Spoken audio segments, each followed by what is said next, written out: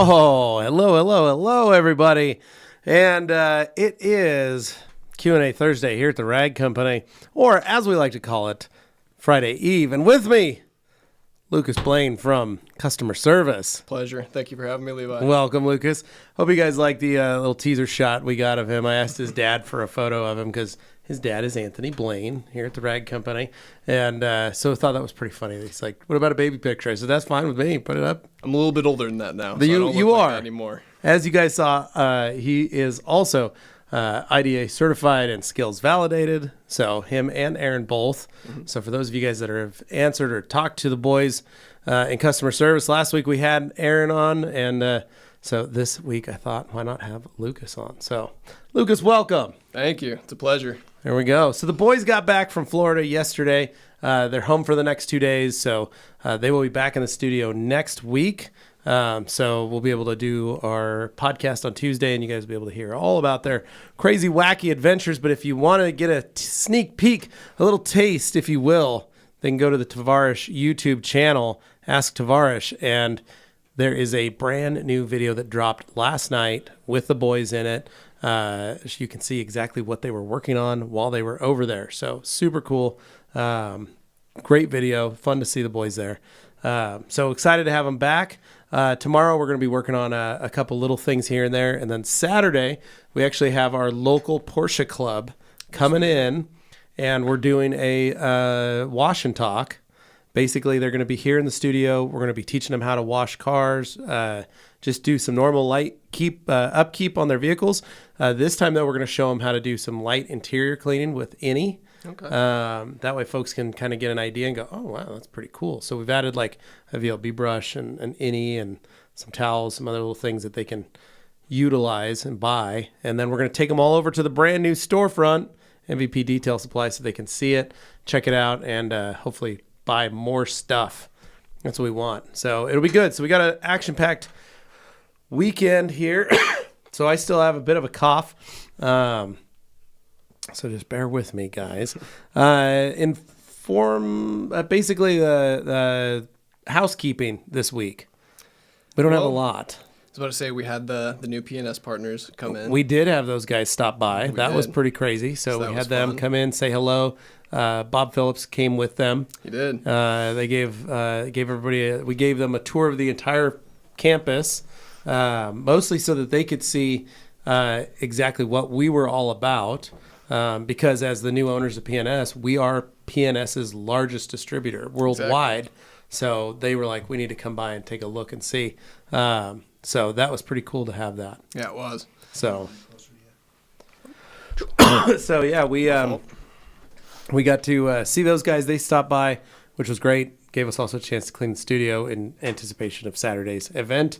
But we just finished the Valentine's Day sale. Yes, we did. And that went very well. If you guys did place orders, thank you. If there's any problems, just email support@theragcompany.com. Me and Aaron will get you taken care of. There you go. So the boys, as you can see, we had that going, and there's the Eagle blanket still there, and you can still buy it. There's only a few left, so if you want it, you better buy it today. There you go.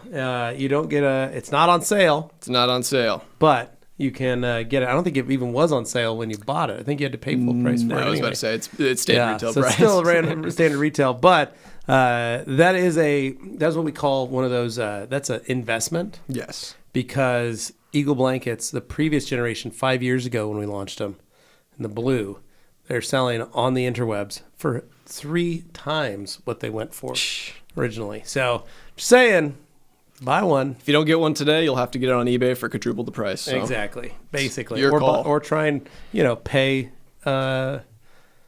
Luke Berge. Oh, Luke Berge. He's got a couple of them himself. He does. So, he did buy a few. All right. Well, let's get this little party started. Now we got that out of the way. I want to thank all you guys for tuning in and hanging out. Dan Pfeiffer. It would not be a Q&A without him. Good afternoon, and word up from Minnesota, USA. Winter has finally arrived with 6 inches of snow. Happy Friday Eve, TRC crew. Already in Minnesota, only 6 inches. It's impressive. I thought there'd be plenty more. And then Umberto with a first Hello TRC team. person from Puerto Rico, obviously. And then we got Lars Pickard from Color Lock popping in to say, hola, amigo. Hola. ¿Cómo estás? That was me speaking German. Oh. And then Hans Don't think that was Closen. German. Hans Closen popping in saying, hello, happy Microfiber Lovers Day. For those that you don't know, today is actually Love Your Detailer Day. It is. At the IDA. So if you know any detailers like us, it's a special little holiday. So thank you, Hans. And then Alex Dewar from up north saying, happy Friday Eve. Hope everyone's doing well. In a meeting, I'll have to catch this one later on. Hopefully you get back and get into it. See you later, Alex. And then Hans popping back in to say, thanks again, Levi, for helping out with my order. Lucas from customer support was very helpful and fast when I called in. And Josh Brodel was also a great help with taking care of my order. Hats off. Hey, we appreciate you, Hans. Lucas. Thank you. And then Hans says, today I had a great day. Yesterday I got my new machine. Yes, it's the HLR 15 battery operated tool, the new Rupes. He got it. He got his hands on one already? So he went to a training where he got to play with it. He had already pre-ordered it. And when he got home from the training, it was sitting on his doorstep in a box. Hey, Hans, we'll make a deal here. Since I got you taken care of, maybe we can return the favor. I don't know.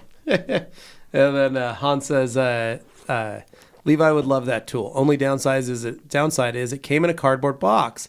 And for the price of that tool, I would have expected like a sustainer of a bag with it, but I still love it. So maybe like a nicer bag or box to hold it in. And then Simon Birch in the house with a happy Friday Eve. And then Hans, get your snacks and drinks ready, people. And then Dave Detail with a good evening. Bruce's Garage with a what's up, TRC crew? Welcome, Bruce. Appreciate it. And then, of course, Simon Birch saying, smash that like. Seriously, guys, we really appreciate that. Make sure you take some time and go do that. And then Neil White with a happy Friday Eve, Levi and Lucas. Happy Friday Eve. Thanks, Neil. And then our buddy Nate Som saying, happy Friday Eve. What's up, dude? How are you? Dan Pfeiffer with a Levi, did you purchase a new pressure washer yet? No, that is something that I've been working on. Dude, I'm still torn. What are you currently running? So right now I'm still running a Sunjo. Okay. It's a Sunjo that I use every weekend for the last 4 years. I put a pre-filter on it. So it captures and filters the water prior to going in from the garden hose, which I think has contributed to the fact that it's lived as long as it has, and I haven't had any issues. Was having that pre-filter on it. Gotcha. Because I have, so where I'm at in Southeast Boise, we have a lot of minerals to the point that I have to change out my shower heads. I have to change out my faucet covers and all that stuff because they get filled with sand. Right. So the flow goes away. So, and it's just in the city water on that end of town for some reason. So, keeping those granules of sand out of the tool, I think really helped, but it's finally gotten to the point that it's about ready to die. And so I've been looking, I want to upgrade to like the next model up, but that little Sunjo has done so good for me. So I've been looking at the Active 2.0. Mm-hmm. So I think that's a really pretty pressure washer. It's a good pressure washer. And it looks really nice. But then I'm also looking at like going even cheaper and going like Anthony and going to the Karcher Cube. Okay. It's only like $110 for the Karcher Cube, but it's a pretty rad little machine. And then one of Anthony and I joked about having sistered Karcher Cubes together, two of them to one, but I don't think I'm going to go that crazy with it. So probably not going to go that route. So I'm not really sure, but if you guys have any opinions, send them my way. I don't need to go crazy. Remember, I already had the god of all pressure washers. And when would that be? That was my Landa Hawk. Okay. It was the size of your Mazda 3.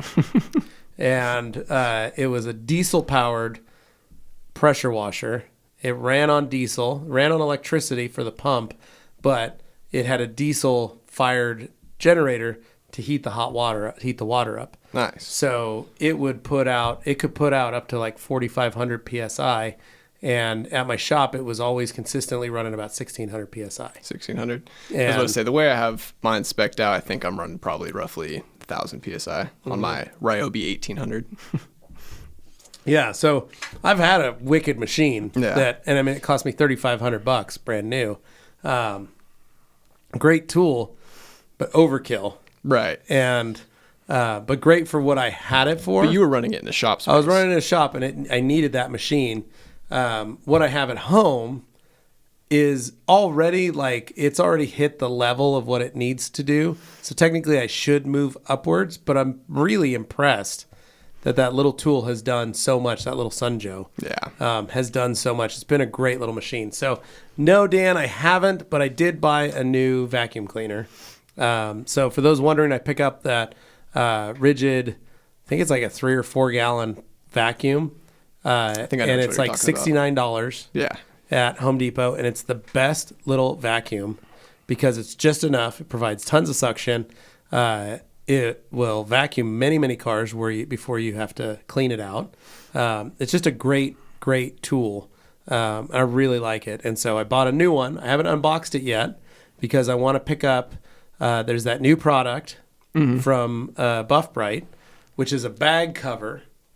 That's right. I did see Filter that. cover that you put on. Josh Brodel was showing me that. So I'm going to go grab one of those. I need to get one from the store because we've got them for sale in the store here on location. They're not in our web store. But they have them over at MVP. And so I want to get one of those and put it on before I fire the thing up so I don't contaminate anything.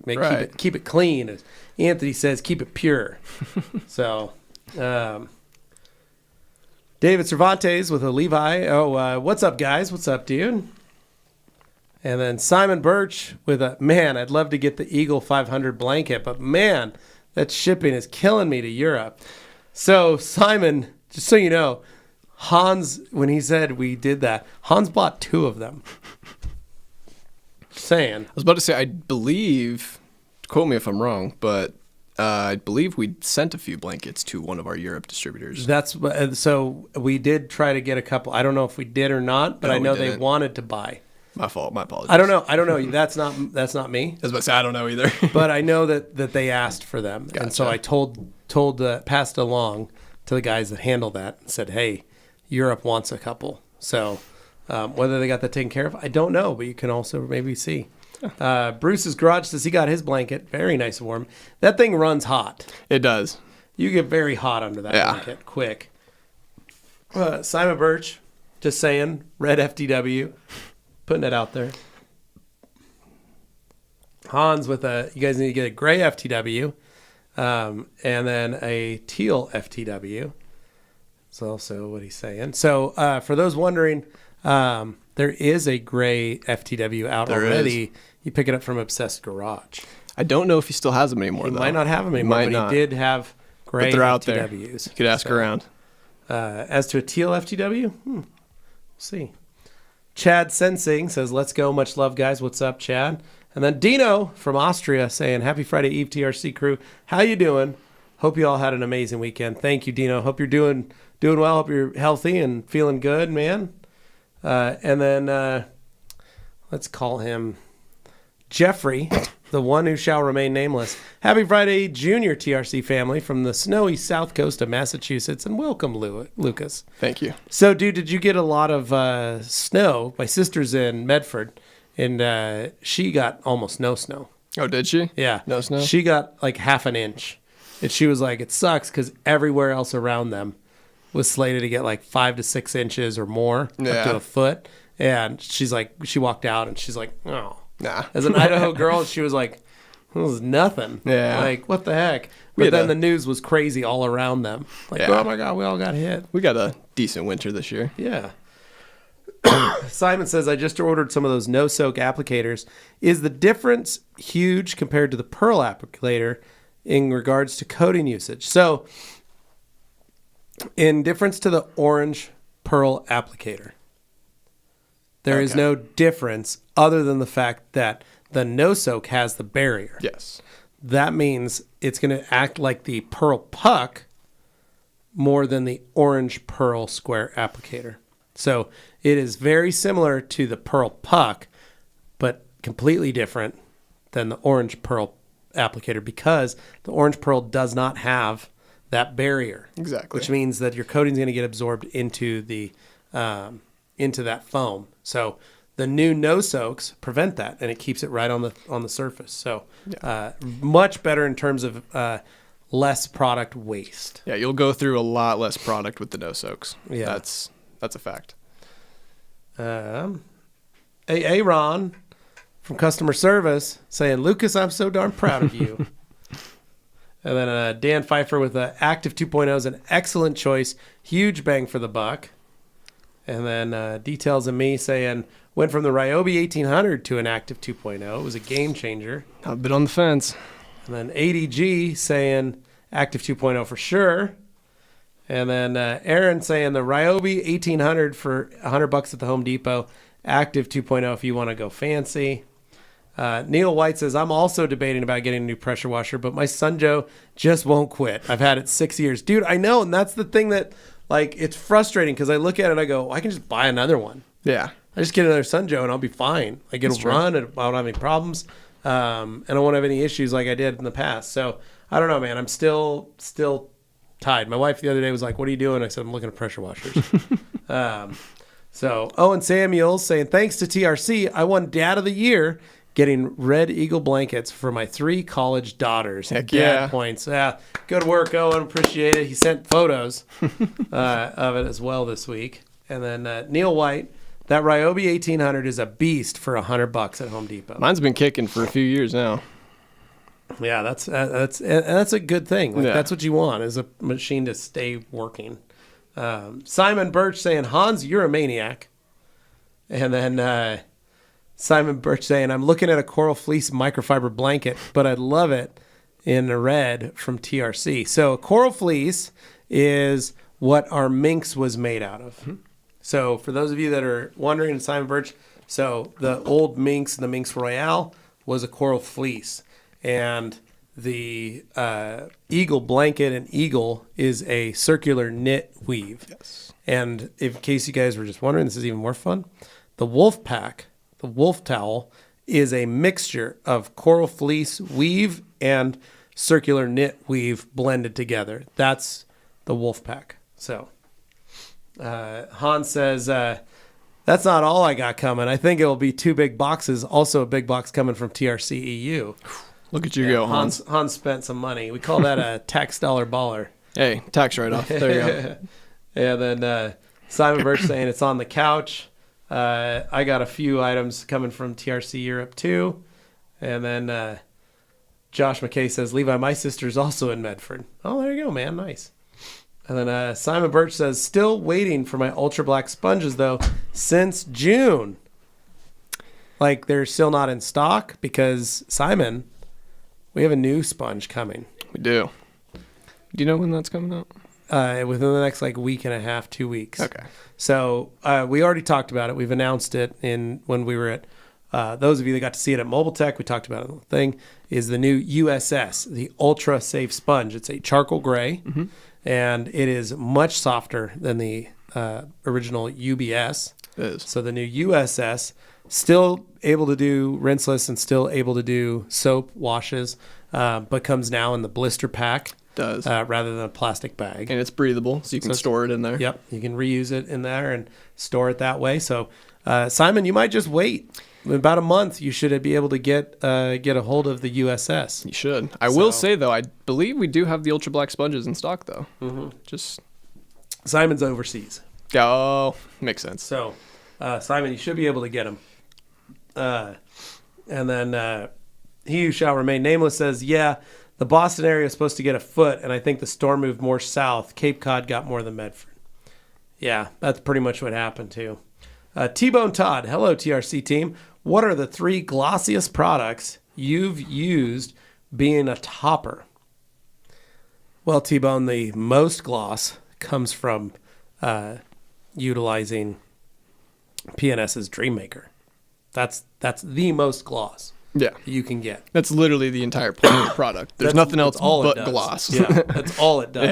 Yeah. Second to that, I'd probably say the gloss you could get from Bead Maker or Diamond Quick Body Okay. provides a great gloss. I would have thrown Defender in there. Defender is the other one. Defender. Yeah, Defender is the other one. So I'd say those are your three. So, but in reality, The coating is going to be the glossiest. Well, product. but I mean, like even if you have a coating on there, you're right. It's going to be the glossiest. But then you still can bump it up by adding Dreammaker, because for those of you wondering, Dreammaker is literally just gloss in a bottle, and all it is Botox for your clear coat.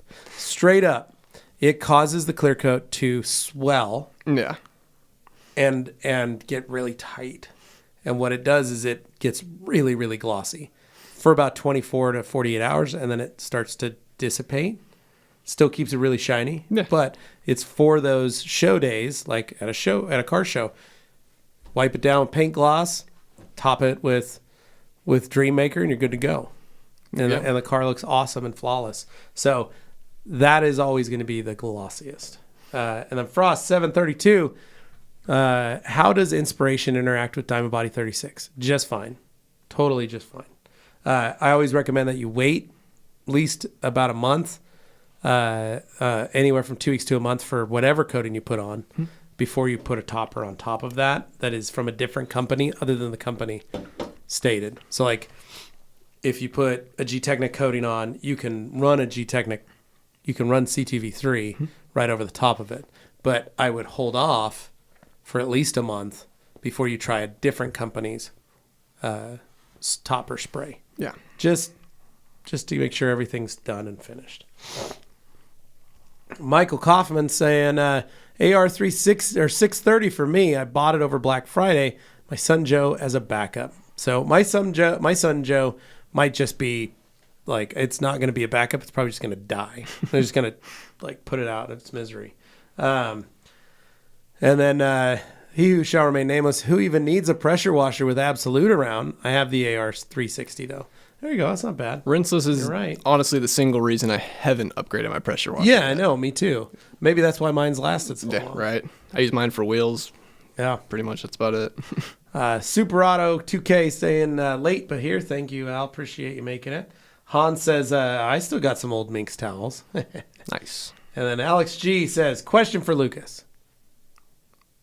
What's the question? And I have an answer. Aaron Bauer saying, hey, Levi and Lucas, what's y'all's favorite polish removal towels? Thanks. Depends on the polish for me, but the 365, the FTW. Attaboy. There you go. Same. Simon Birch saying, pre-ordered a box back in June. A full case of those? That's crazy, man. I didn't know you did that, Simon.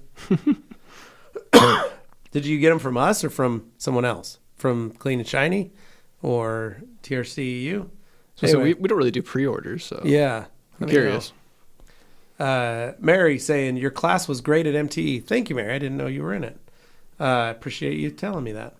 Alex G. All right, the question for Lucas. Favorite go-to products for exterior cleaning, dressing, and tools? Exterior. So just in general, like a whole process for cleaning, I would say dirty paint, O&R. Can't go wrong with any sort of rinseless wash. Dressings. I like Gumi. I'm a big fan of Gumi. I know a lot of people, you know, don't like the hand applied. People like, Shine All just for the ease of application. For me, I like Gumi. I like that you can kind of play with, how much gloss, how matte the finish is. So that's probably my favorite. Tools, I would say rinseless. You can never go wrong with the UBS sponge. Wheel brushes.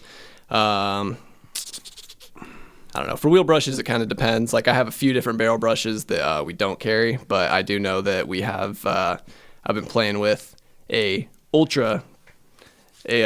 high quality brush, so to speak. That's right. For wheels. The new Ultra Wheel and Body. Yeah. You guys haven't got a chance to get that yet. It's coming. Exactly. But if you were at MTE, you got to see it and play with it. I'd say barrel brush, Ultra Wheel Mitt, O&R, Gumi, and an applicator. Yeah, that's good. Can't go wrong. I like that. It's a good list.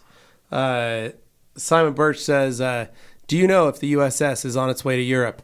It is coming to the U.S. first, and then Patrick will put in an order, and then it will go from there. Patrick has been offered, because he is a master distributor, he's able to order direct from the factory. But for this initial order, we're trying to get everything in first here and then shipping it to all of our distributors and all that stuff. So he should have some coming. And it'll be a much better price point, hopefully. Josh McKay, what is your process for cleaning door jambs where the hinges are? Are there special tools? So how do you clean door jambs? Me? The hinges. Kind of depends. So it depends on how thrashed they are, first of all, because sometimes you get really neglected door jambs, sometimes not so bad. A lot of the times, like let's say if it's a really heavily contaminated car and I do have to use a pressure washer, a lot of the times the pressure washer itself will rinse out most of the gunk in the door jambs. So I can typically just follow up.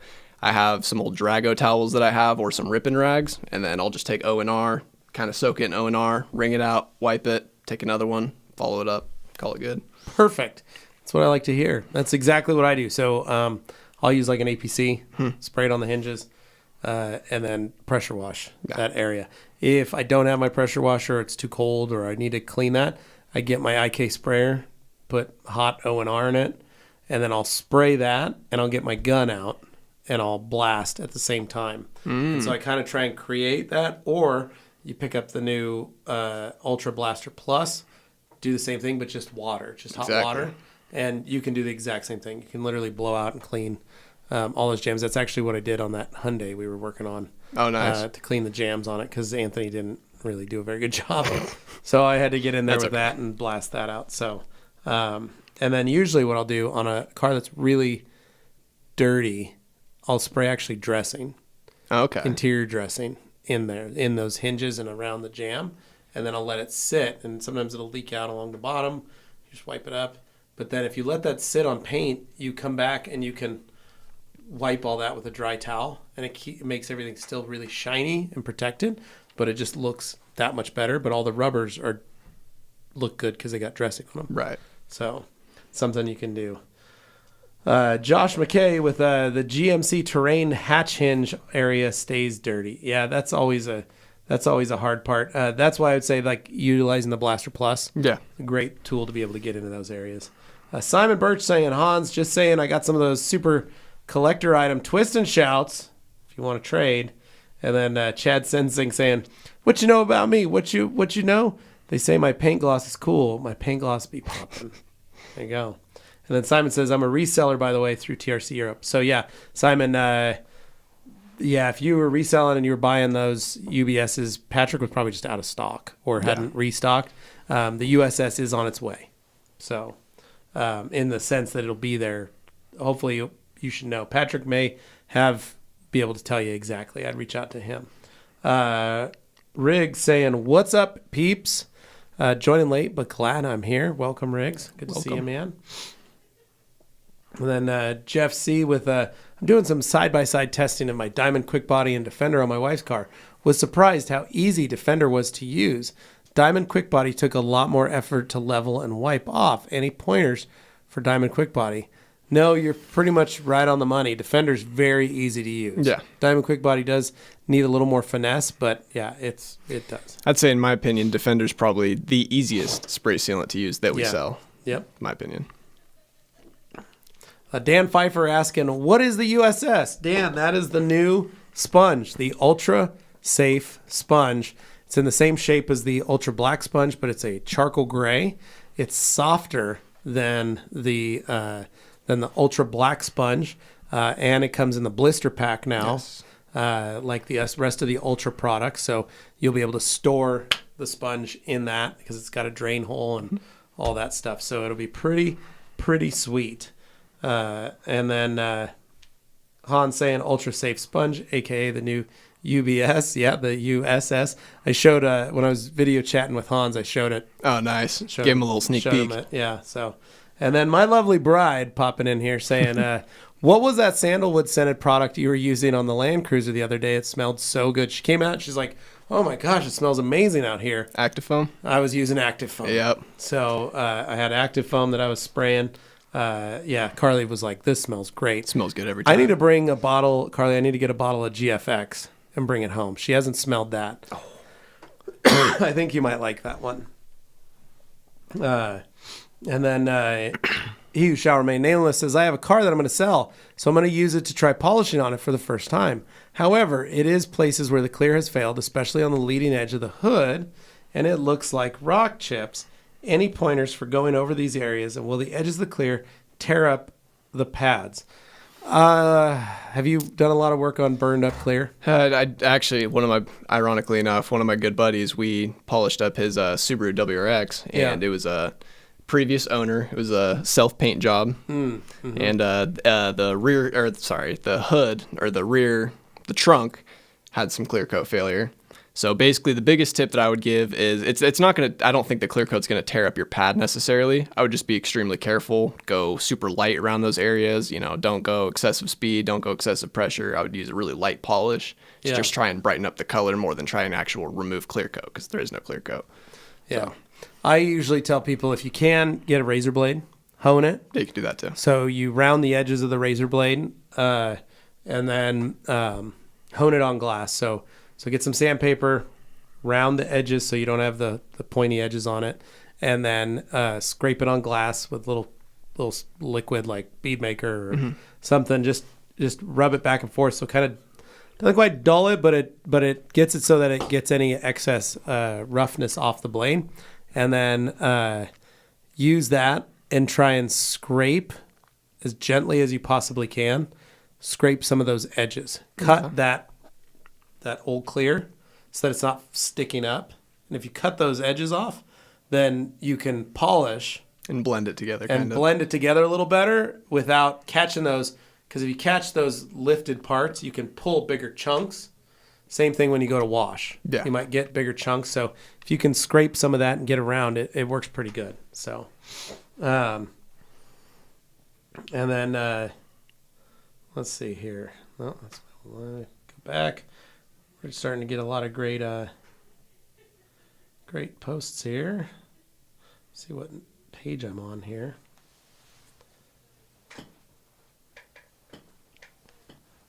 All right. Hans saying, Mama Gates in the house. And then go Riggs saying, Levi, what are we shopping for? I need a new pressure washer. So mine was working fine. It's not working fine. It's working. It takes a little while to warm up, and it's leaking out from underneath it. So it's time. I've used it for 4 years, almost 5 years now, and it's just running great. So I just got to figure out about getting another pressure washer. And then Josh says, thanks, guys. I was thinking of that Ultra Air Blaster Plus. And Riggs 920 says, Levi, we are shopping for a new camper. Unfortunately, we aren't finding a deal that you did. Any pointers? Mama wants a fifth wheel. Ooh. So, Riggs, if you haven't yet, check out Bish's RV. They're a national chain, and they've got the new is it the Wayfinder. It's Bish's own version. It's made on the Jayco assembly line, and the price on those is really great. I think it's the Wayfinder. I almost bought one of those. It was right down to the point that like the Avenger that we got, the Forest River Avenger, when we were looking at that in the 30-foot length, I was looking at those Wayfinders, brand new, same floor plan, everything, for like $1,000 more, brand new, but they were like, hey, it's 6 weeks out of production. So you could order it, but it's going to be 6 weeks. And I was like, well, that put us into November. We'll miss the camping season. And the one I got was a 22, brand new, but a 22 model. Okay. And so, but it was the same price as a brand new Wayfinder. I think that's what it's called, but it's a Bish's RV. Bish's has that. They've started making and manufacturing their very own trailers, and they are gorgeous. They're absolutely stunning. I would, in a heartbeat, buy another one of those. Like if I needed to buy one, I'd buy one of those. They're beautiful, beautiful machines. So they make a fifth wheel version, and it's a pretty dang good price off the lot, like from the factory. So take a look at that, Riggs. And there's Bish's RVs all over the U.S. So, and then my wife saying, "Hey Hans," and then everybody saying hello. And then Riggs saying, hey, Humberto, hope things are going good for you. And Michael Kaufman saying more info about that new brush, please and thank you. So, Michael, that is a brush that Anthony and I developed for probably the last 2 years we've been working on. It was basically, how do we make a body brush that's super soft, that you can use in all types of different surfaces, same way we use our green body brush, but how do we replace that? Yeah. How do we make it better? How do we make it the way we want? And so we just decided to do it ourselves and see if we could make it happen. And I will tell you, the bristles are phenomenal. Super, super soft. Same bristles that we used for the Ultra body brush or the Ultra utility brush, but we made them even softer. I was about to say, they're a little bit softer than even the Ultra utility brush. And we crisscrossed the bristles on the brush, so every row of bristles is a different angle, so it stays stiff on the surface, but it has a lot of give, because we noticed when we ran them straight out, they would flop. So the brush, if you set it down, it would flop, and if it was wet, it would flop. Okay. And so you couldn't really scrub because the bristles would just kind of be a flat hand, where once we did it, we were able to get them to actually contour and do all that stuff, but without scratching and harming the surface. So it was a lot. We went through a number of iterations for that, but it is en route and should be debuted by the end of the month. So heck yeah. Very cool. And then let's see, we're on page 1 already. Look at that. Holy cow. Chad Sensing with $10 super chat. Let's go, Chad. Saying, lol, I was curious if you would sing it. Love it. Thank you, man. I appreciate that. And then everybody saying hello to Umberto and T-Bone and Neil. Everybody saying hey. And then Umberto again saying happy Detailers Day. Yep. And then Hans saying to he who shall remain nameless, maybe sand down the edges and polish, and after that clean the pad really good before doing the rest of the car. That's another thing you can do. The worry that I get when getting into sanding is sometimes that color coat comes off very easy. Yeah, and then you're down to base coat, and then now you have a bigger problem on your hands. Yeah, so that's why I go with the razor blade and just get those edges knocked down as best you can. And then Owen Samuel saying, any wisdom using O&R versus the new Absolute for rinseless, better or differences? So, Lucas, you tell me. Everybody's heard from me many times. I'm going to be honest. I can't really speak too much to the exact difference of Absolute and O&R just because I've always used O&R. I'm more of an O&R guy. I've used Absolute a few times. Me personally, it's just I prefer the consistency a little bit more of O&R, and just I like the smell a little bit better. So that could just be a personal preference thing. That's all it needs to be. Yeah. I use both intermittently. Yeah. Just randomly. It doesn't matter. It just depends on what mood I'm in, which scent I want. Exactly. And I will say that being part of the development team for Absolute, that was kind of the goal, was I wanted it to be almost no different than O&R in terms of your usage. Now, Absolute mix is a little different, so for those wondering, you do need to shake up Absolute. You want to rock it. Don't shake it. Yeah, well, I shake the snot out of it. You can rock it. I shake it because it does kind of foam up a bit.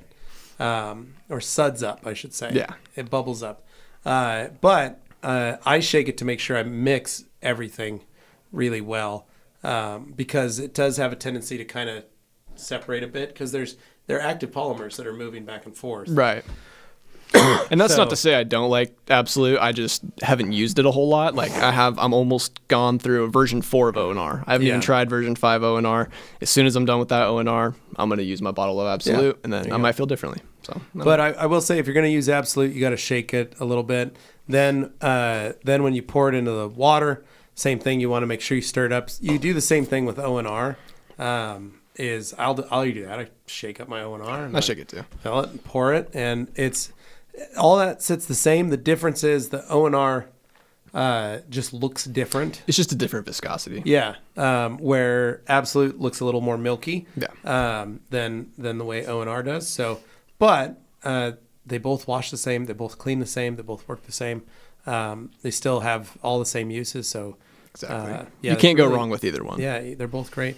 Hans asking, how many people work at TRC currently? Here at the HQ, 60. I want to say we're almost to 60 now, maybe right under. I'm not too sure, to be honest. We're But right at about over 50. I know that. Yeah, we're over 50, but I'd just say 60. Yeah, we It's might an be easy, at 60. easy number, Hans. I like that.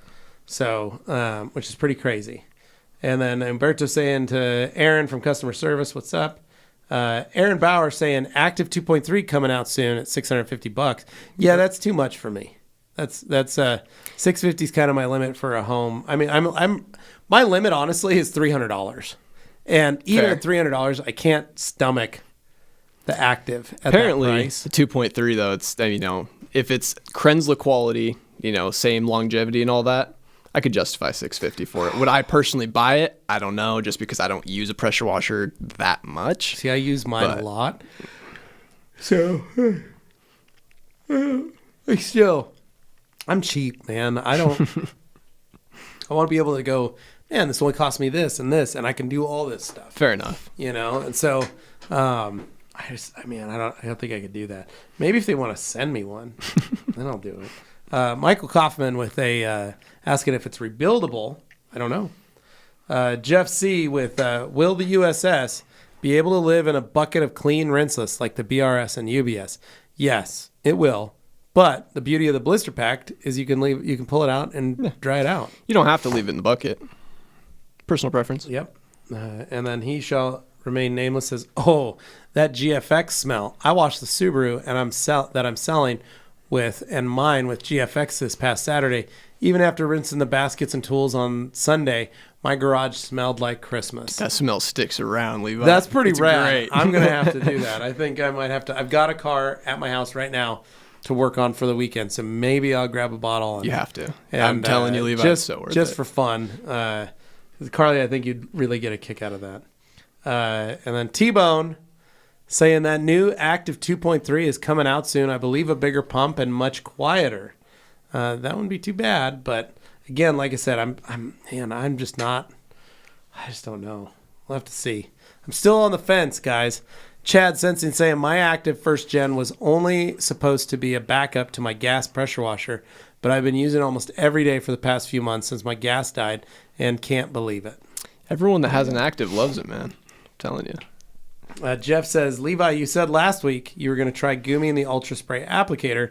Did you get a chance to try that yet? No. So Jeff, I fully said that, and I was going to do that, right? So Lucas, here's the problem. What happened? Break it down, Levi. So G-Technic sent me one of the new water-based emulsified tire dressings. Okay. And they said, we need you to put it in a sprayer. And so that's what I did. How'd you like it? It's good. It's good. It smells nice. Okay. And that doesn't smell nice. It got no scent. Like it was no chemical scent. I know what you mean. Good for water base.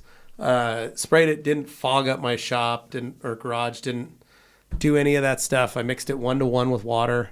Worked really well. So I used that. I had to, because they were kind of being like, hey, I need you to get this done. So I did it. It's good stuff. So I do still need to do that. The Gumi test. Sorry, Jeff.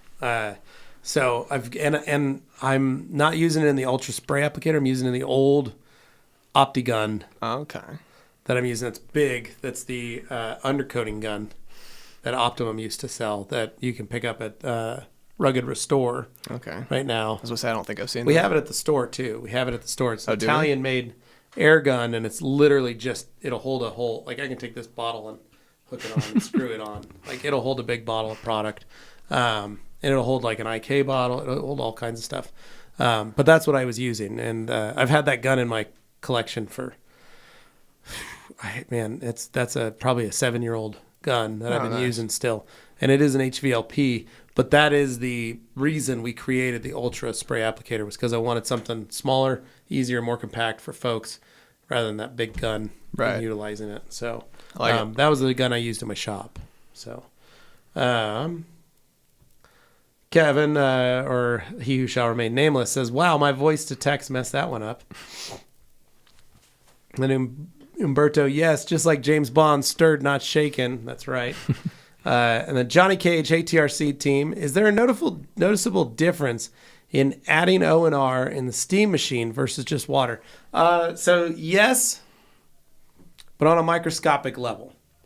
It's going to keep your steamer running better. So use distilled water with a little bit of O&R. It actively keeps it clean, helps prevent the lime scale buildup from the boiler. Okay. But it also works really well at kind of supercharging cleaning capabilities in a weird way. Okay. I can't attest to it. I've never put O&R in my steamer. It's pretty rad. Okay. I always do it now. That's my thing. So usually what I do is I'll get a gallon of distilled water, and I'll just pour a cap of O&R in there, put the cap back on, and then I shake that up, and then that's what I fill my steamer with. Okay. And that way I have a premix. I don't have to worry about putting too much in. But yeah, I think it's a really good thing to do.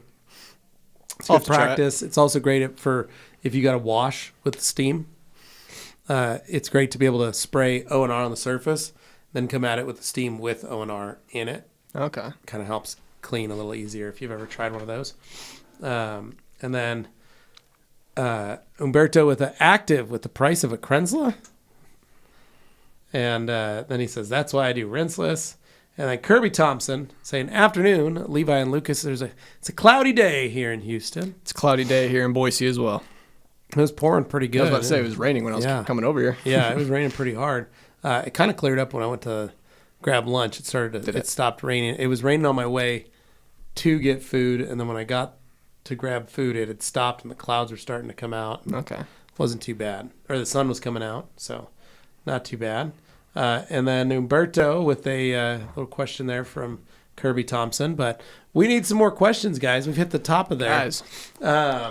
But I was going to say the hardest thing with that, with the pressure washer system is just trying to figure out exactly what is right for you. Right. You know, Anthony's used that Karcher Cube. He's on his second one, but he's had his Karcher Cube as long as I have, but he doesn't wash as much as I do. Right. So me with that Sunjoe, like I'm really impressed with that quality and that use. And how often are you detailing? Every weekend, just about too? Yeah, well, I mean, right now I'm on a little bit of a hiatus. For those that don't know, I had knee surgery a few weeks ago, so I'm down for the count. But typically, I try to book it out for Saturday, Sunday. Yeah. But that 1800 has been working good. Yeah. I know there's a couple people here that also have that, the Ryobi 1800, and they really like it too. Yeah. So just a few minor upgrades, and I mean, shoot, that thing's been treating me great. Yeah. Well, and for me, I'd like to get a longer hose.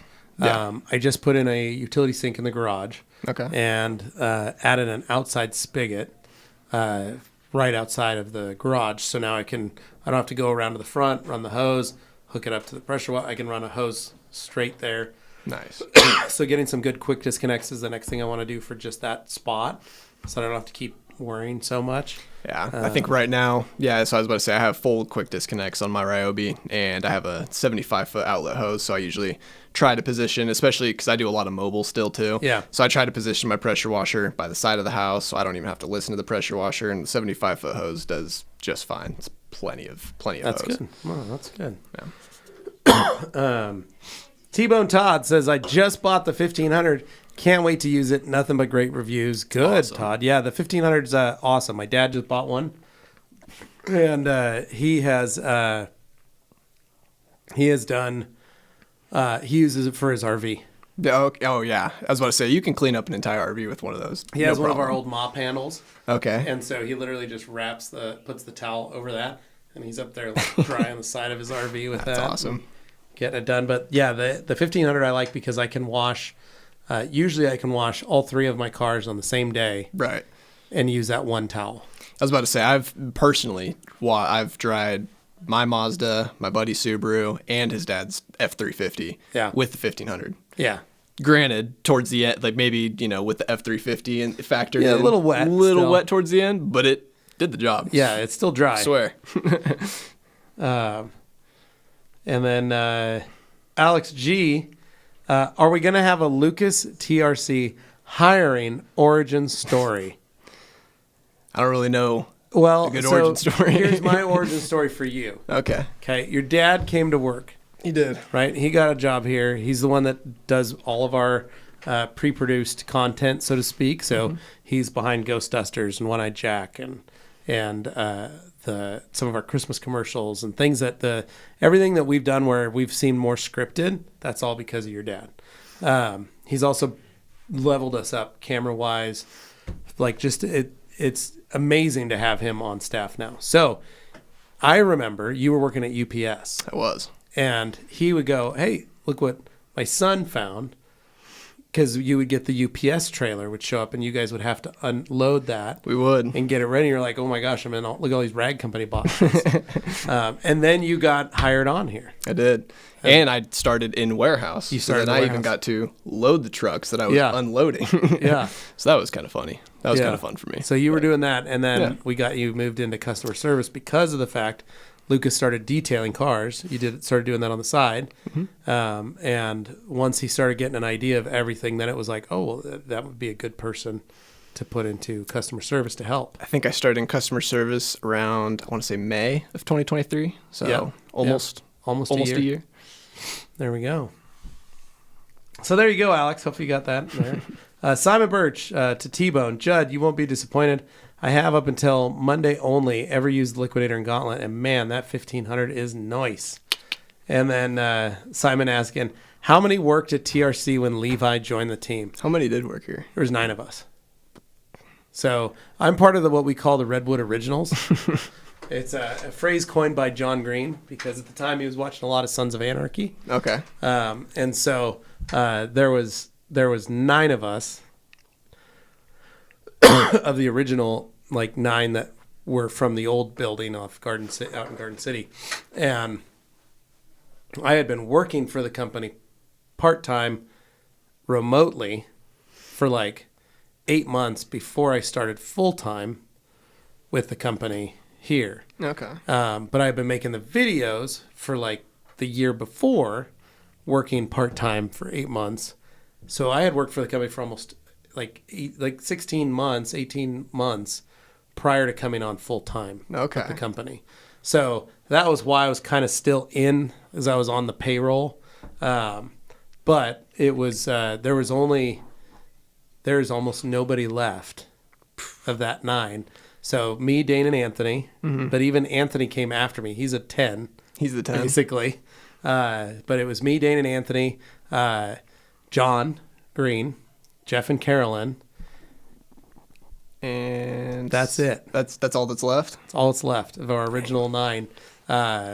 Rebecca, who used to work customer service, she was part of that. Gotcha. And then we had, there was someone in the warehouse, but they recently left too. But the point is, like, this is a whole, our originals are gone. Gotcha. There's 7 of us or 6 of us left. And so pretty wild.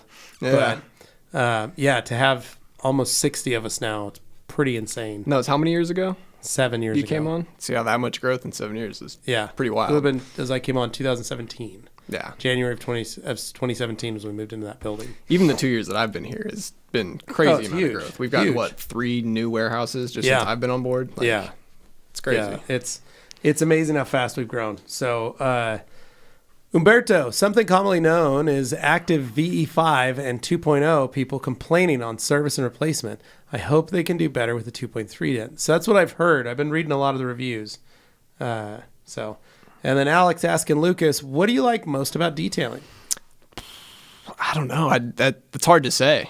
I just enjoy detailing. It's just one of those things. I've always been a big car guy, and towards the end of high school, I was trying to figure out what I wanted to do, what avenue I wanted to go down, and for this, that, or the other reason, I came upon the fact that I maybe wanted to start doing detailing because I've always been into cars and I've always been a hobbyist. I've always taken care of my cars. Even when I used to just put Dawn dish soap in a bucket and take a sponge and wipe down my car, take a cotton towel to dry it off. You know what I mean? We all start somewhere. Exactly. But then, I think a little bit before I started here, my dad for Christmas had gotten me one of these old G-Technic Essential kits that we used to sell. So I started playing with some premium detailing products for the first time, and I was like, ooh, I like this a lot. And then as I dived deeper and deeper into it, just, I don't know, man. It's just what I'm passionate about, and that's just what I like to do. It's just, I enjoy it. There you go. For me, it's just relaxing. Like, honestly, it doesn't feel like work. Exactly. It's 2 or 3 hours out of the day, sometimes even more, where I can just put in my headphones and I can just go to work and just do my thing. You know what I mean? David Boy's saying, Levi, do you wear anti-vibration gloves when polishing cars and trucks? Yes, I do. So I have 2 different types that I wear. I wear the mechanics version that have the anti-vibration pads in them. They don't always have enough padding for me. I found a very inexpensive, cheap variation called Rigwarl. It's a cheap Chinese name, but they are gloves that have padding across the top here of the palm, and then they have it down here on the bottom of the palm, and they have one pad right here, and then the backside just looks like skeleton fingers. Okay. And there's just a light kind of polyester silk material with a skeleton hand printed on there, and it's got a cuff, but the Velcro's on the top, which makes a big difference because the Velcro's on the top. You don't have to worry about it hitting anything on the bottom. Do you just wear those for polishing? Yeah. Okay. I'm gonna be honest. I've never even thought about that. I just wear black nitrile gloves, and that's about it. So I wear those when I polish. The other thing I like is that it's got microfiber on the thumbs. So if my nose is running, I can just wipe my nose. But usually what I do is I cut the fingers off, the tips off, so that way I can still feel the paint, right, and temperature. But that's what I use because now it gets to the point that my hands vibrate after I've used a polisher. Gotcha. And when I touch like this, it feels like it's springy. Okay. Like, because all the nerves are a little messed up. And so it's like, it's almost like a boing, boing, boing, boing, like easiest way to describe it. And it hurts. Okay. So I need to start taking some preventative measures. Yeah. So, and that's because you got to remember, I've been running a machine for 400 years now, right? Since I was 17. Okay. And so, and because of that, I've destroyed everything in my arms and shoulders. And so, that's what I have to wear to keep, my hands feeling that, keeping it easier. And then David asking, Levi and Luke, do you wear a particular type of shoes when washing or polishing? Not really. I mean, I don't really get too crazy. You are so with young, anything. it's not even funny. Exactly. I don't know. I just wear whatever. So whatever outfit I'm wearing. So for me, Brooks shoes. My wife got me turned onto those. 2017 or so. She got me onto Brooks and said, "You need to buy a set of Brooks. Change the way you're going to walk. Change the way your back feels." And so that's what got me started, was wearing Brooks. Before, I would always just buy a cheap pair of shoes to detail in, and I would trash them. But my back would hurt, step wrong, feel wrong. Shoes didn't hold my foot. Gotcha. So go into a Brooks Ghost to start off, because the Ghost is like the medium density. You can go harder with an adrenaline, or you can go softer with a glycerin. Okay. But go in with a Ghost, everything just fixed itself. Okay. My back didn't hurt anymore. My hips didn't hurt. My shoulders didn't hurt because I'm standing up and I'm polishing. At that point, it was just my own, how am I holding my body? Right. Like, my shoes were able to keep me from, and that's why Brooks is such a big, important part of us, is because when everybody has converted to Brooks, they go, holy crap. Yeah, you guys all tell me. Maybe I need to. Once we all got it, we were like, man, my back doesn't hurt anymore. And I've noticed that along with a number of detailers. And that's one of the things that Brooks has really pushed, is getting into jobs where people are standing on their feet. And they got into a lot of podiatry offices as well, so that podiatrists can then push those and say, like, have you tried this? Have you tried that? And so, but they make a ton of different types of shoes. So they've got all different styles and shapes and different, how they hold your foot and all that stuff. So I really like that. That's what I use. In the summer, I will tell you, the most comfortable shoes to wash and clean a vehicle is a Croc. Crocs? Because of the fact that you can rinse them out. True. Especially if you're outside in the sun. So when I had my shop, towards the last few years of my shop, I got into Crocs. Okay. And wearing Crocs, and I started buying Crocs for all my guys out of the company. Nice. And I'd always let them get I'd help them with Carhartts and Crocs. Carhartts and Crocs. And so it was funny because my wife was always like, "This are the ugliest shoes," but they were perfect because I could pressure wash them out. And they're breathable. And they're breathable, or I just clean them out, take them off, stick a towel in there, dry off my foot, put them back on, and I could work. I didn't have to worry about destroying a pair of shoes because they're just rubber. Right.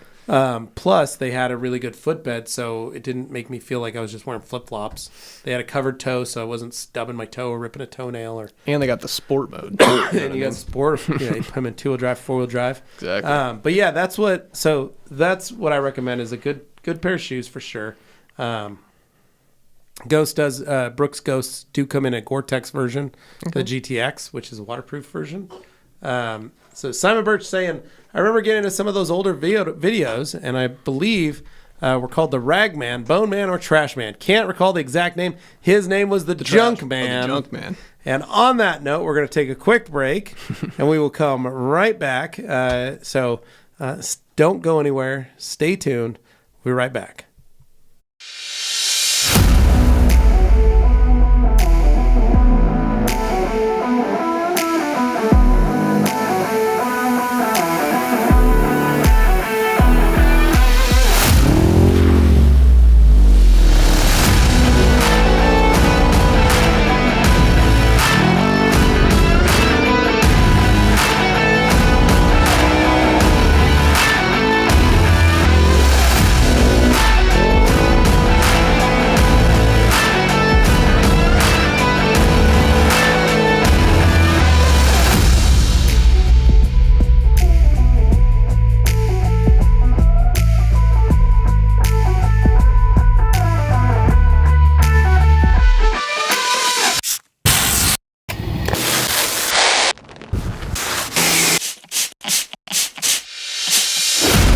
Go ahead, get dirty.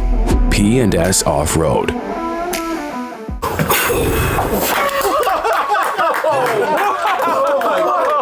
Holy cow! Wow! Dang, that was amazing! Dane, I didn't know you could do any of that stuff. Neither did I. Wow. Well, now that you're an actual bartender, Yeah. I don't know. I'm thinking maybe whip us up some signature Oh, cocktails. yeah. I mean, Dane, do it! I mean, it's my first day, but let me see what I can whip up. Nice.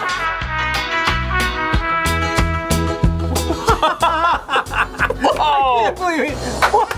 Jeez, Dane. What? Oh my God.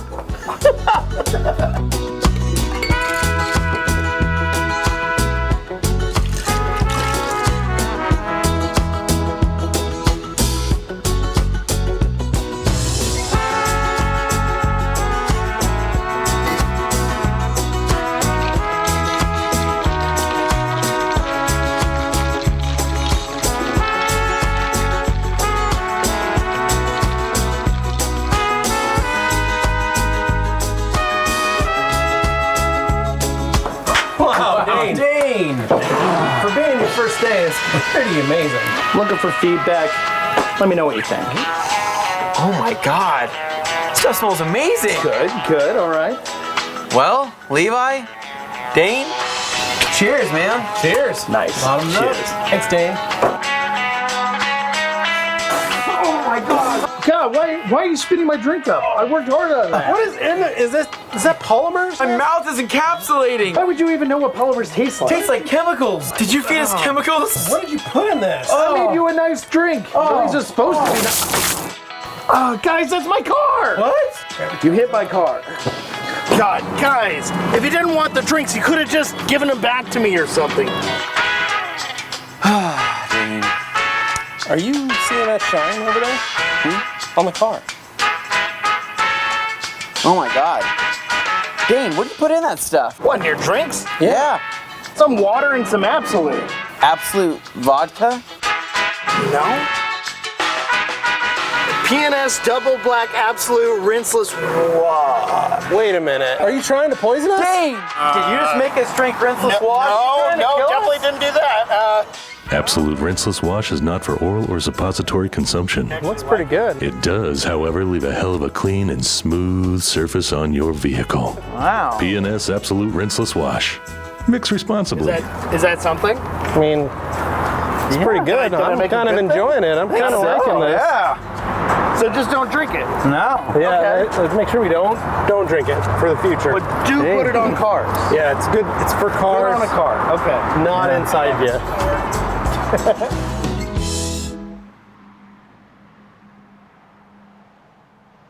Hello, everybody.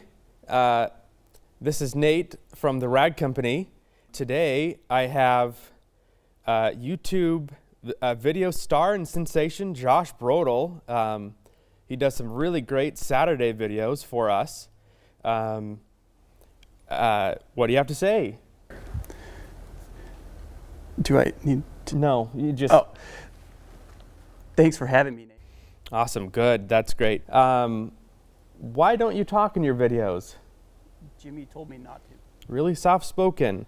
All right, so we're coming at you with an event announcement called TRCMA, which is the Rag Company Media Access. That is just going to be... Are you pretty excited for that? Oh, definitely. Super excited. Looks like it's happening from April 1st to the 4th of 2024, Monday through Thursday. Do you think you got time for that? Your free time? Yeah, I think I can get that on the schedule. Or stream it. You can stream it. Yeah, anywhere you watch YouTube videos. Oh, YouTube Live. Look at that. The man just oozes detailing. We're looking forward for all those brands and everyone to show up, and just for the kids at home, just kind of wrap it up with a few words of wisdom for the detailing fanatics. You guys definitely don't want to miss it. Okay, thank you very much, and we'll see you there.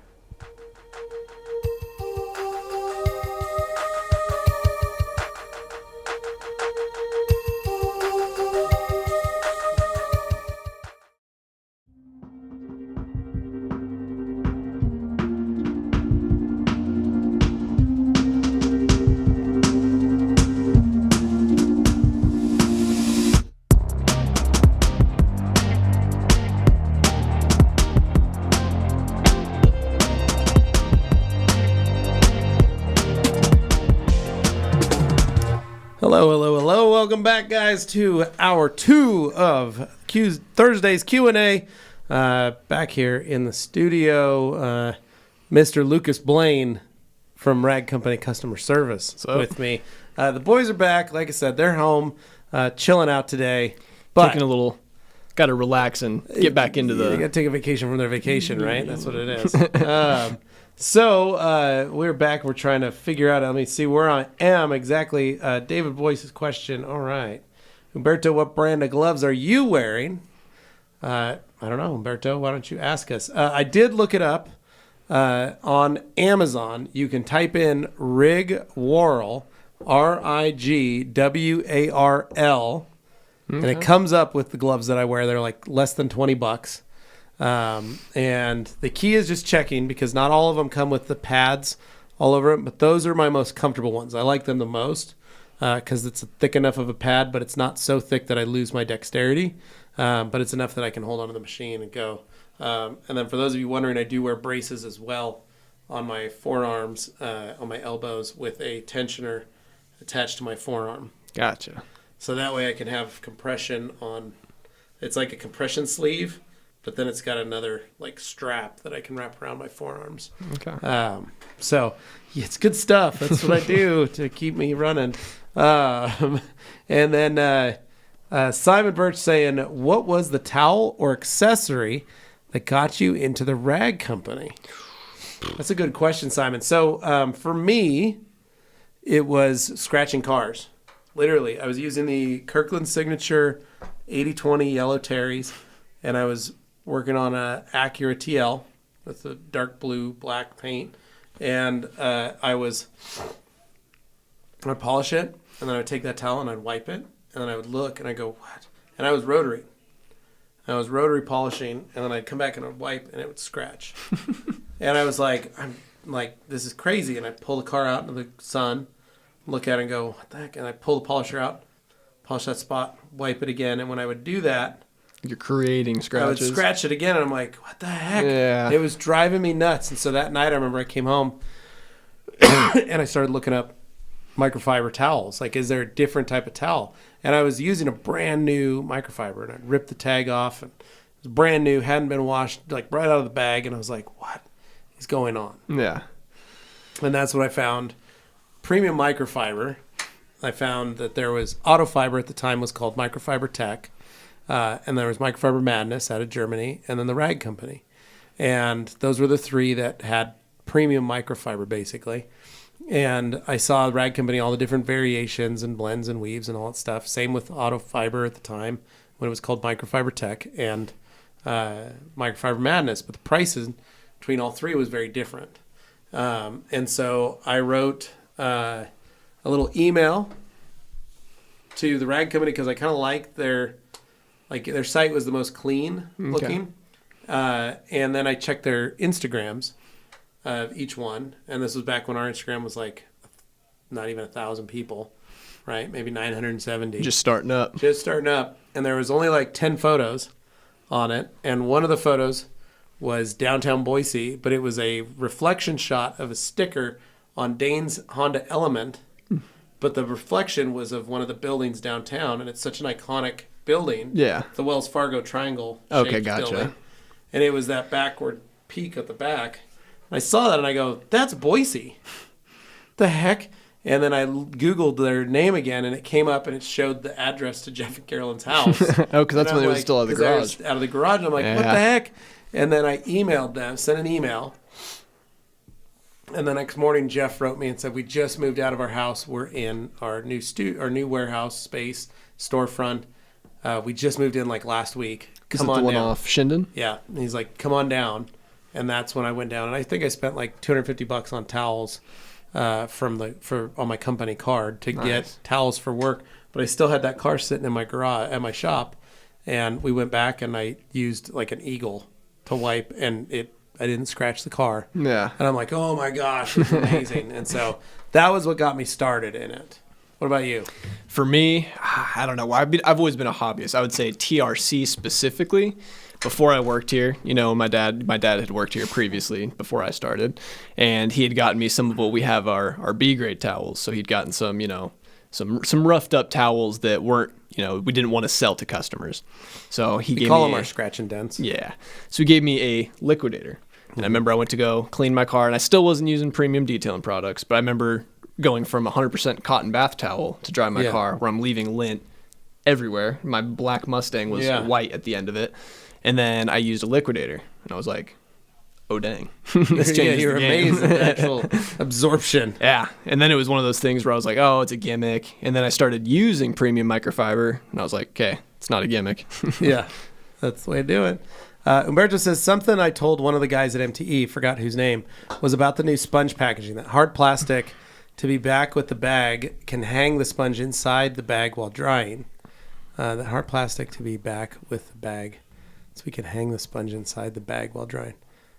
Okay. Umberto, I don't know what you meant by that. So, and then Ryan saying, Simon, that was the junk man. Yeah. I think what Umberto was saying was that I told one of the guys, was that hard plastic is that you can hang it now instead of the bag while drying. I guess. Oh, like at the top of it, there's a little spot where you can. Okay. Yeah. That makes sense. And then he says, I use the U-line, David Boyce. And then he shall remain nameless says, we know Levi likes audiobooks while detailing. What does Lucas listen to while you're detailing? Depends. Sometimes I'll listen to podcasts. Usually I just listen to music. Yeah. Yeah.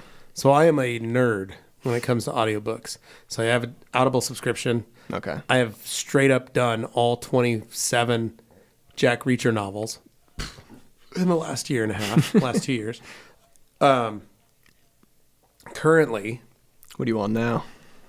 So I had to create something new. I had to start listening to something new. So I'm starting a Warhammer 40K, right? So starting those audiobooks and starting Knights of the Old Republic. Ooh, how's that? Star Wars stuff. So of the Legends series. So both I've started are really good.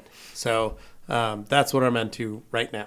Nice. So, but it's for some reason I like the audiobook just keeps me rolling. Gotcha. So, yeah. And then Hans says, Levi, you would love the new Rupes machine. I bet that machine won't hurt your hands. See, this is the thing that bothers me, Hans, is you didn't get to try it, did you? I haven't tried it yet. I didn't try it at SEMA, and they were right next to us.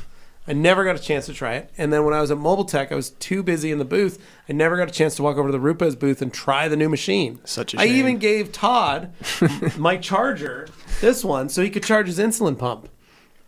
But I never got a chance to walk over to there. He came over to my booth, asked for a charger, but I never walked over to his booth to even play with the new machine. That's a shame. Just saying. You missed out. I know. So Simon Birch saying, oh, yeah, thanks, Ryan. And then he says, I remember when I started polishing with that horrible Chemical Guys Torque 10FX, and I had to get anti-vibration gloves. My hands were shaking like Levi, and after getting my LHR 15, oh my God, I keep forgetting gloves because it's so good and so smooth. LHR 15 is a great machine. Yeah, it really is. And I will tell you this, like going from the old school rotaries to moving to my Rupes, yes, my vibration is less, but my hands are so far gone and the rest of my joints and elbows and nerves that like even my Rupes causes me that sensation. Yeah. My wife's come out and I'll just be doing this. She's like, what are you doing? And I'm like, my hands are bouncy. It's just a weird... Everything you touch just... Yeah, it's a weird feeling. It just feels like they're like... It's like thousands of nerves are just ignited. So David Boyce says, Levi, I'm a podiatrist. Well, there you go, David. Appreciate it. Thank you. And then Alex says, I never thought of buying Crocs for the design, but I might have to now. The things you do for detailing. Dude, I'll tell you, like, part of me still wants to get another set of Crocs solely for my weekend detailing in the summer. Should. Because it's so simple and so easy. Plus, they make all those super cool additions to them. You can put smokestacks on them. You need to get can put TRC one. You could put spoilers on them. Yeah, I could buy some custom ones. But we have custom ones. We had Crocs here. Oh, did we? all got Crocs for the mat to do details on. But Anthony ended up wearing it. Anthony wears his, like he took his home, wears them around his house. He's like, these are the best shoes.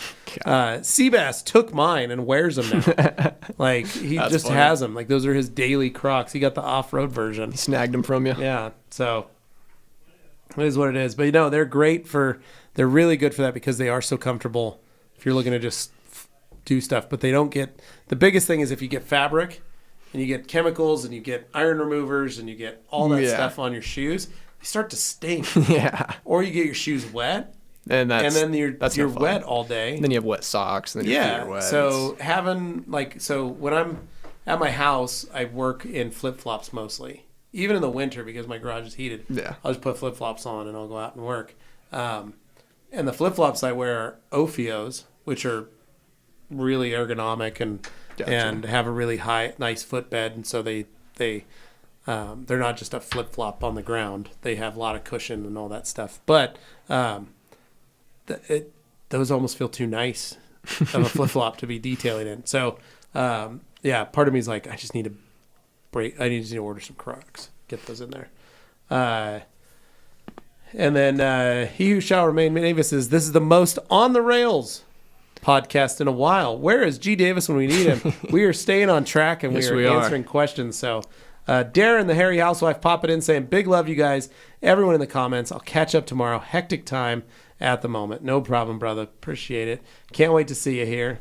And then Hans also saying he would not buy those.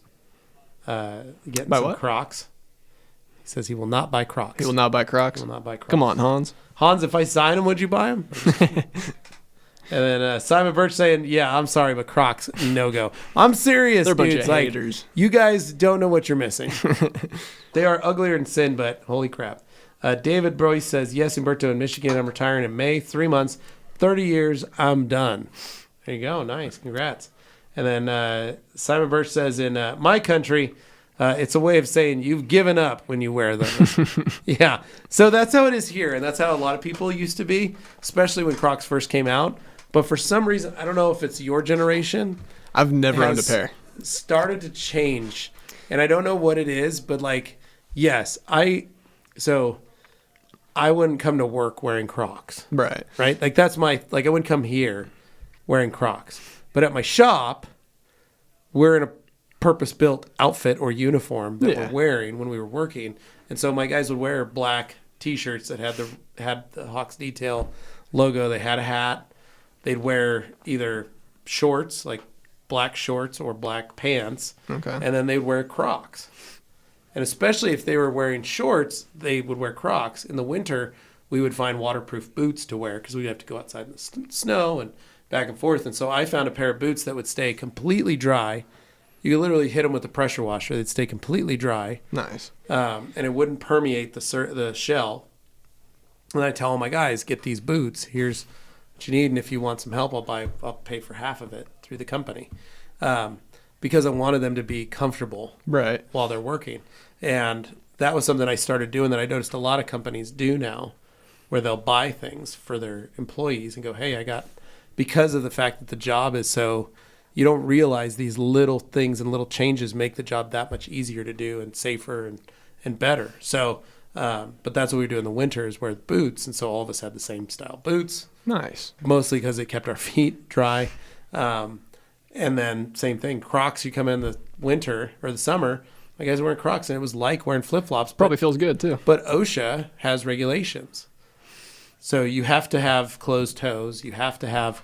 Do Crocs count as closed toes? Yes. Oh, nice. They have a closed toe. Makes sense. There's a lot of things. But yes, you're right. You're not going to win any beauty pageants with them. And then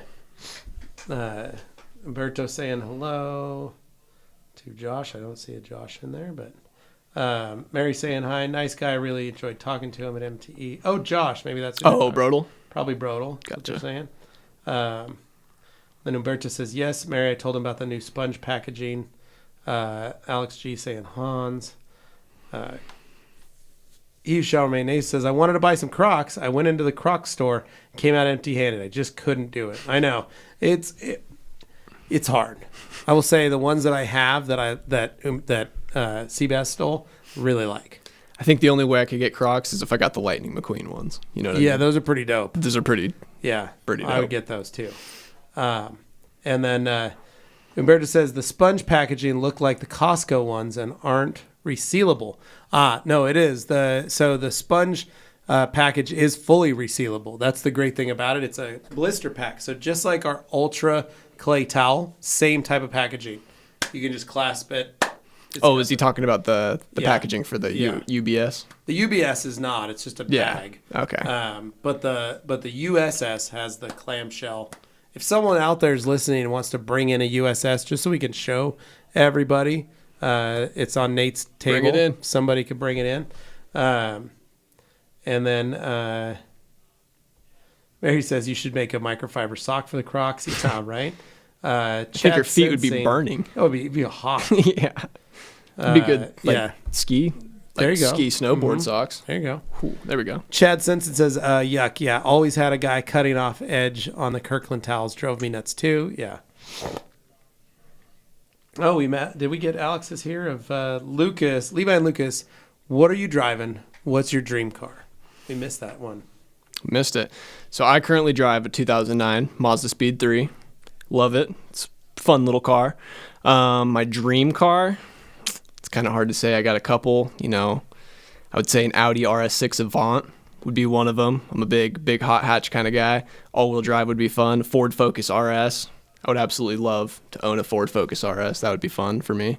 But, I started with the Mustang. I used to have a New Edge 99 Mustang GT, so I've always wanted to get back into it. So if I could Shelby one day, that'd be killer as well. Oh, all right, here special we go. Delivery. There you guys get to see the blister pack for the USS. So in case you guys were wondering, this is literally, it is easy to open. Okay. So you guys can see, there it is. Seal it back up. It's done. Boom. It's that simple. You just pop it open, pop it back, and then on the back it's got a vent right here. So that way it can dry out. Super simple, super easy, and same kind of thing, you guys. You can literally just put it back in the box and then hang it back up, or put it in on your table or whatever you got going on, your workbench, whatever you want to do. Seals up perfectly. There you have it, the USS. It's our new little it's like a little destroyer. It just sits in your bucket of rinse, this little boat. So Little that's battleship. it. But yeah. So dream car, you're thinking A6 Avant. RS6 Avant. Or RS6 Avant, sorry. Shelby GT350. I like the 350s more than the 500s because I'm a big manual guy. I'm one of those guys. All right. Sorry about it.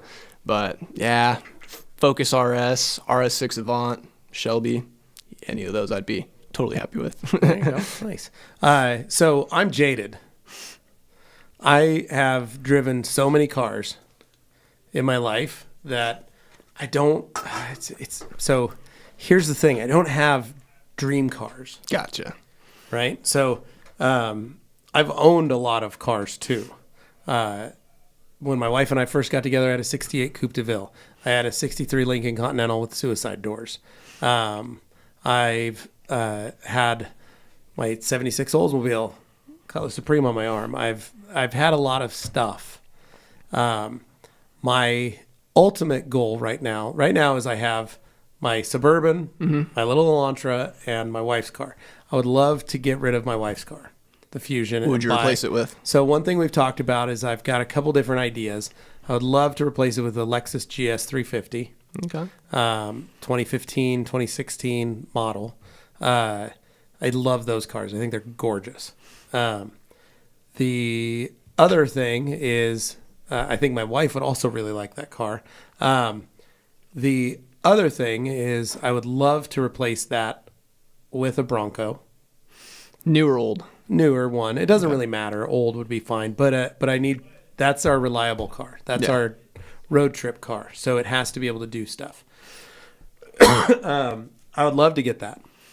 Realistically, I think I could only afford a Bronco Sport. So even though I'd love to have a Bronco. But for me, dream car, this is going to sound crazy.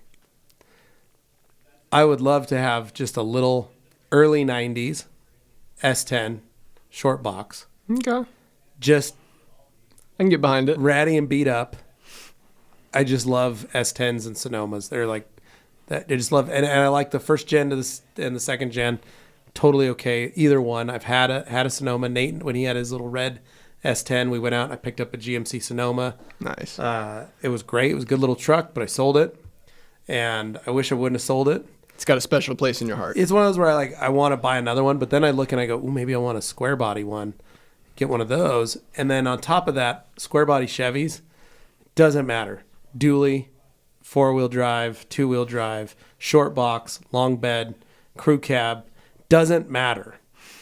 Any square body I love, period. Square body Chevys are my thing. And that's because that's what I grew up on. My dad had 3 of them when I was growing up, so it's just the truck I knew.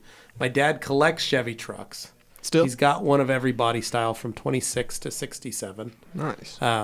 He doesn't have a square body. But, so my dream cars aren't really dream cars or dream trucks. And then I have a new one that's creeped into my brain, wormed its way. Shorty vans. Okay. 73, 87 Chevy vans, but a short stub on the back. They're not an extended van. They're just a stubby van. Okay. Lower one of those, make it crazy inside, crazy interior, stuff like that. So that's kind of like, that's where I'm at, and I don't care about paint. Like, I want them beat up and rusty, and But you're also the master of patinaed shine, so you could just beaten fix it up. You know yeah, what I mean? but that's like, that's like, if I get one, people are gonna be scared when they see it. They're gonna be like, what is wrong with you? But that's just me. So I'd get an old little K truck too. yeah, okay, I could see little that. Honda I could K-truck. see you with a K truck. I think that'd be pretty good. So yeah, that's where I'm at for dream cars, right? So, all right. So good question, Alex. Simon Birch saying you have to be a madman to buy and wear Crocs without it being a joke. Boss Window Tint saying when will the USS Sponge debut? Here within the next couple weeks. So just stay tuned. Easiest way to find out is to sign up for the newsletter. Go to theradcompany.com, sign up for the newsletter. If you're not signed up already, please do get that down. And if you're a first-time person that's signing up, you get a 15% off sign-up code for your first order. That's true, for the whole order, which is Exactly. even better. And then David Boyce saying, Levi and Lucas, what kind of step ladder or bench are you using? Is it the foldable collapsible one? This is for the roofs of trucks and SUVs. I don't have like a dedicated like step ladder or anything. I don't have anything like crazy nice. I just have like essentially A platform? pretty much like it's not even like a real platform bench. It's kind of like a real sturdy box. Okay. That's kind of what I use. So I use a Gorilla, Okay. and you can pick them up at Home Depot, and man, they used to only be like $30. They're great. And it's that's what I use. You get it at Home Depot. You can get different sizes. The other one that I really, really like is our new Yellow Tools step ladder, Yes. because it's a flat pack. You can get it in 2 different heights, I believe. I don't know if we have There's a both. 2-step and a 3-step. I Yeah, the believe. 3-step I really like because you can open the door of a car, slide it in, so you can step on it and get to the roof. You can actually even reach the other side of the roof in most cases. on a sedan, and it's rubber, so it around the edge, so when you push it up against the car, it doesn't scratch or damage it. That's another really good one. And here's the crazy thing: you can buy 2 of those, and they make a platform Okay. I never thought about at that. yellowtools.com that mounts Nice. and interlocks where the handholds are. Okay. It's got a piece cut out that slides in there. I didn't even And know that's that. how it attaches. And then it's got like another piece that like twists to like lock it. It's pretty rad. That's nice. I didn't even And know it's about that. yeah, it's very beautiful. When you get one in the studio. We have the 3-step. We don't have the other third Don't got the step attachment. and the mount. But I've seen it. It's wicked. It's beautiful. I would love to have that. I think they brought it for TR SEMA last year. It was pretty sweet, but they took it back with them. So, but yeah, I love that. And then Kirby Thompson says, Levi, did you hear of any new tire dressing products while at MTE? I did not, Kirby. Did you? And then Umberto, sorry, was driving. The sponge is better on the bag instead of using hard plastic because you could put the sponge back in the bag and hang it on the hook instead of that using that weird Costco like hard plastic. You've got a point, Umberto, but this just looks so much 90% of nicer. the time, people tear open that bag to pull the sponge out. They're not cutting it cleanly. They're not reusing the hang don't. tag. And so because it's not a true plastic, the other thing you got to understand is we are importing these around the world, Yeah. where a number of countries do not like there's a tax on not making it a single-use plastic. So having this as a non-single use, meaning you can use it many, many times, the packaging being sustainable is part of the process. It's more compliant for shipping. It's more reasons, compliant for too. shipping because countries are getting that and going, oh, now I can actually keep and store the product in its original packaging. Exactly. Is a huge, huge thing because it's not just a piece of plastic bag that's going in a landfill. So for our friends overseas, this is a big deal, having it in a package. And there's plenty of ventilation. So Yep. I mean, if you can't see, you got slits here. It's Yep. breathable. You're good. So, and then Kirby Thompson says, David, I carry a 3-step Gorilla ladder, 5 foot, and foldable bench, all bought from Home Depot. Yeah. And then Hans says, well, if you sign them, then they're going to be collector's editions. They're going on the shelf. And then Jacob Lamb saying, coming in late, not sure if this was asked, but what's the difference between the new Reset Clay Scrubber and the Ultra Clay Scrubber? Nothing. The color. The color. Honestly, it's it. No, We seriously. manufacture the Reset Clay Scrubber for PNS. Yeah. Same thing as their Reset Towel. It's our clay towel. It's our clay scrubber, just in a different color. So Simon Birch says a signed Levi edition Croc is a collector's item, but even if you paid me, I wouldn't wear them. Thank you, Simon. I appreciate it. Socks or no socks with the Crocs? No socks, dude. That's crazy. You don't wear those. You don't wear them with socks. You run them. You run them raw. You just go in there. And then he shall remain. Navis says, I wear gloves to protect our hands from the chemicals, but Crocs and flip flops easy to allow those chemicals right to our feet with no protection. Right, but if you pour it on your shoe, it goes through your shoe into your sock, and then you get to walk around. And then you can just pressure wash your feet, and then you're good. But then you're still walking around in wet socks and shoes. True. With a Croc or a flip-flops, you can rinse your feet off very quickly if you spill and dry them off. That's the beauty of it. When I had tennis shoes that would get soaked in like iron remover, Then they're just nasty. then they're just nasty. You get a leaky bottle, Oh, yeah. and all of a sudden it pours down and just hits the top of your foot, and now you just have iron remover or an all-purpose cleaner or something Yeah. soaking through your shoe into your sock.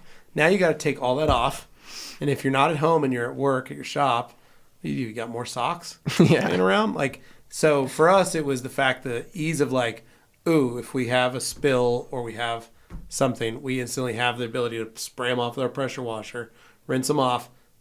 You can go into our waiting area or whatever, grab a couple towels off the shelf, dry your feet off, dry your shoes off, That makes and be sense. good to go. They were chemical resistant. That was a big deal. Kirby Thompson says, I have a pair of Crocs for emergency use in my truck at all times. If flooded and wet, I drag them out. There you go, Kirby. And then Simon Birch says, yes, Eagle 500 socks. Joey Belinsky popping in saying, my friends, I had to drop in and say hi. Busy day. I'll have to catch up later. No problem, Joey. Thanks for tuning in. Thanks for tuning. David Boyce saying, thank you, Kirby. Hans says, USS, the Dirt Destroyer. There you go, Hans. I like that.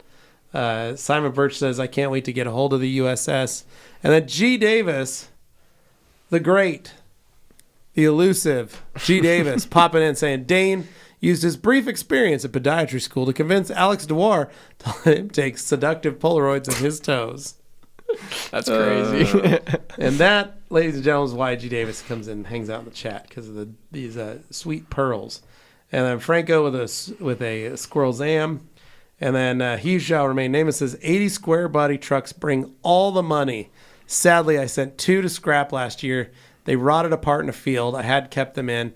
I have another to part out. My dream is to have a 70s 3/4 top K5 Blazer. Yeah, 72, 73, or late 60s, early like 73, 74. Last year's they made the 3/4 top Blazer to pull off. After that, they did a half top. So...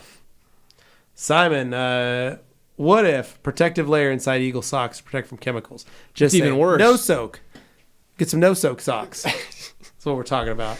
And then they're all product saver socks. Yep. Simon Birch says I'd wear those. The perfect PPE. Franco says also undies. And then Simon says, I don't think the no soak function would be perfect for undies. Yeah, it'd probably make you really very sweaty. Might make for a good diaper though. I don't know. True. But yeah, so that was the USS, guys, so you could see that, and the packaging. And again, we're going through with all that. So the new brush is going to have that same type of packaging. So it'll have a box. You can put it back in if you want, or you can just leave it out. And same thing, I think it's got a little tiny drain hole or ventilation on it. So same thing, you put that in the box, store it if you'd like, to keep it looking its best. But yeah, so there's a ton of different things that we can do with those things coming up. Simon Birch with the FTW undies in red, I'm sold. And then Franco, hey guys, what's the longevity of that PNS Defender West Texas weather? So Franco, 6 months to a year, depending on how it's cared for. I mean, realistically, it's the where's that car being parked? What's the weather like? How many times is it being driven? How's it being washed? How's it being maintained? How often? Yeah. So a lot of factors that come into play. Like my dad, his 34 Chevy, the blue one, you've seen it. Yeah. That one sits in a garage. It's like all day long, and it's a climate controlled garage, and he drives it maybe 6 times a year, tops. Yeah, so he can probably go for a full year. So I can put Defender on it and it's never going to be affected. So it'll last well over a year. But your little red car driving it every day? It'd probably last on close to 6 months. Yeah. If maybe even less. But the beauty is you could put it on every time you wash your car. Exactly. You can use it as a drying aid too. It'll work just fine. So because of that, if you're using it every wash, it's pretty much done. Yeah. Like you could it's infinite at that point. And a lot of people seem to forget that. That kind of came up with Beadmaker and products like that where they're like, oh man, I don't like Beadmaker because it only lasts 3 to 6 months. It's like, well, you don't have to use it every 3 to 6 months. You can You can put use it it in on between, too. literally if you're putting it on the car once a month or twice a month. It's totally fine. At that point, it's infinite. Yeah. It's really the timeline starts when you stop using it. Yeah. At that point. So a lot of people they waste too much time going, well, it says it only lasts this long. Yeah. Well, okay, but are you the one installing it? So for me, for my customers, when I do their cars, I'll do Uno Advanced on the outside, which is a 1-year coating or ceramic sealant on there. It's very, very strong. Yeah. Then I wait and I'll top it with Defender, and it's awesome. I've gotten cars back a year later, and I go to wash them, and they've been run through the car wash, And they're still totally fine. and they're still totally fine. Yeah. So there's a ton of stuff like that where it's like, oh man, that worked great. But that's because I've picked two products that work together, should last very long. Yeah. On my own personal stuff, I'll do stuff just knock I'll just it try out. stuff. Yeah, I'll just use it and see how it goes. So like my wife's car, put some product on there. Haven't washed it in 2 months. Went to wash it. Car was pretty flat. Cleaned it a second time. Car was still pretty flat. So I was like, all right, I think I've reached the limit on that product. So you just got to top it up You know? again. So I'll put something else on it. So there's a lot of, it all just really depends. Randall Gerlander, hey guys, quick question. Is KCX Magic Wheel Cleaner okay to use every time I do a weekly wash because it has follow remover in it, or should that be a once a month thing and use Brake Buster weekly? Thanks.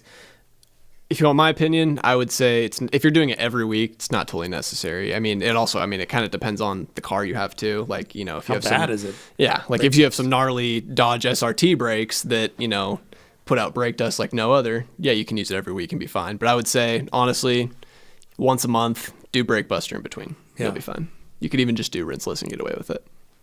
And then Franco saying, how long does it last when it's applied? Kind of talked about that already.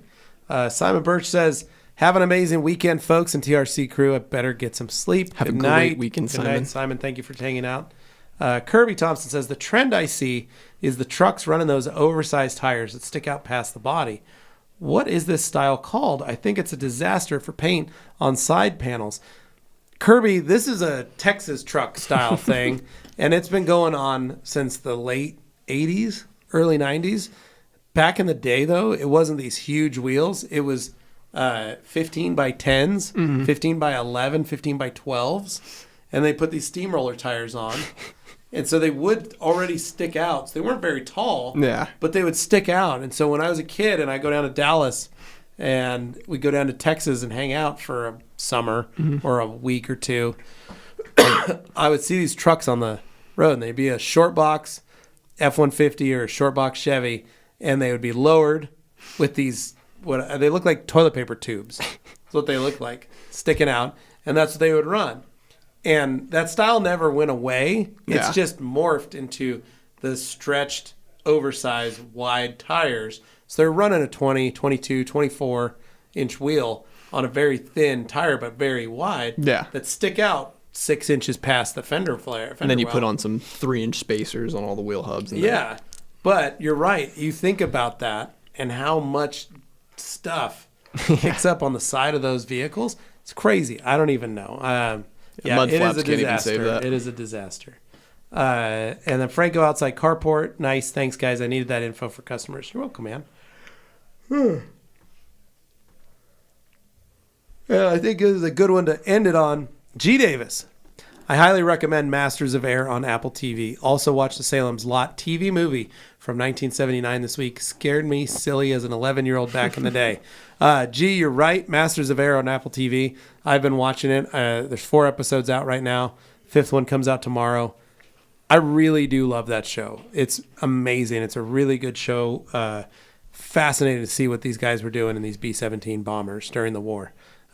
Just unbelievable. Those things would fly like that. So, and then Salem's Lot TV movie from 79 this week. Salem's Lot's one of my favorite books, my favorite Stephen King books of all time. Scary as snot. Have you ever heard of it, seen it? I haven't. Your dad's a big horror fan. He is a big horror fan. He's a big Stephen King guy. He will tell you that too. And then, Franco, Kirby, yeah, man, that's straight Texas. We call them roller skates in my neck of the woods. That set comes up with free cowboy hat, taco folded to hell. Yeah, so that is a Texas style, I'll tell you what. So, and then Mary saying, Levi, I want to thank you so much for the wonderful information, MT. I learned so much. I'm regularly reading over it all. Thank you. We appreciate that. And yeah, so, and then Kirby with a Franco lull. As always, guys, thank you for tuning in. Thank you for being a part of this. And appreciate you guys hanging out with us and spending some time with us. We appreciate it. It means a lot. And Lucas, thank you for coming over from customer service. Anything you'd like to say to the folks? Make sure to sign up for the newsletter. Don't miss out on anything that we bring out coming up soon. We got a lot of products coming out. We got quite a few products. It's a big year for TRC, That's shall right. we say. That's right. TRCMA's in a few months. That's something to look forward to.